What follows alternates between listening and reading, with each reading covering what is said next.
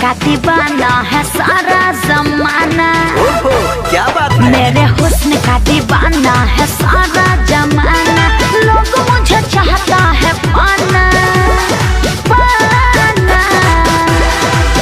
देता दिल देता दिल कराना बहाना। यादों के कराना माना। चल जा जा। देता दिल कराना बहाना। अच्छा यादों के कराना माना। ज्यादा हीरो मत बनो समझा।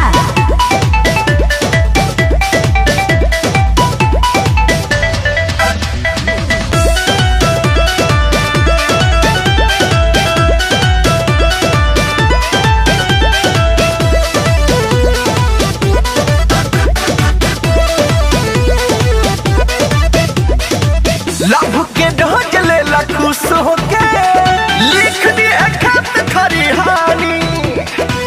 ए तड़को मत सुन लो। अरे बोलो ना। ए ढेर करो न तू मना मानी।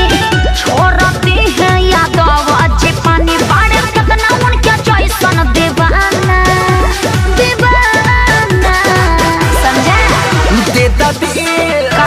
देता दिल कराना बहाना।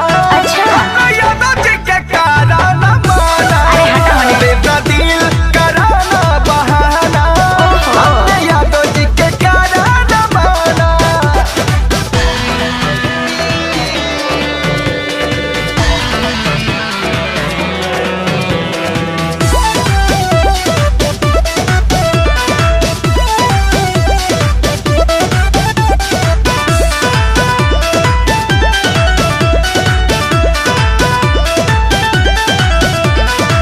थोड़ी देखा के लाल चावा तारू लहंगा के ऊपर उठावा तारू।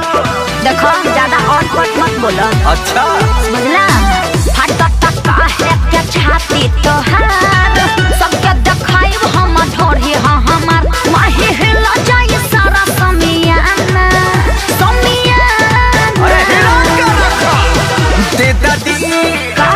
देता दिल कराना बहाना। यादों के कराना माना। देता दिल कराना बहाना।